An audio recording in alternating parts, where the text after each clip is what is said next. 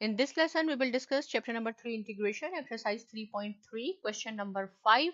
And the question we have that we have to integrate ex divided by ex plus 3 dx. Right? So this exercise is based on the substitute method.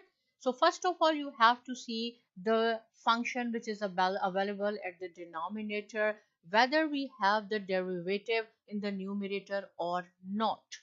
Right? So suppose here I say the function is y, ex plus 3. I am going to check whether we have the derivative of this function in the numerator or not. So suppose y is equal to ex plus 3. So dy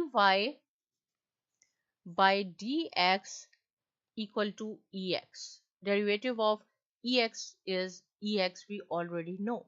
If I say what is the value of, if we want to find out the value of dy, so just you have to cross multiply, which is ex dx, right? So this is the function which is available at the denominator, and we have the derivative as well in the numerator. So now the question is very easy.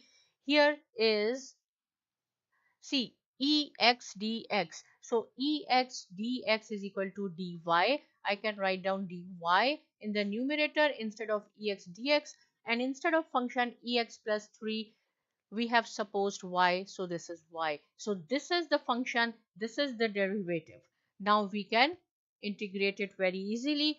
If you have a function in the denominator, on the other hand you have the derivative in the numerator, so how we will solve? Natural log of y plus c is the integration, but we do not have to finish our answer here. Log, what is the value of y? The value of y we have supposed ex plus 3, so ex plus 3 you have to put here, and this is your answer. How simple it is, right? So if you still have any question, please ask me, and thanks for watching.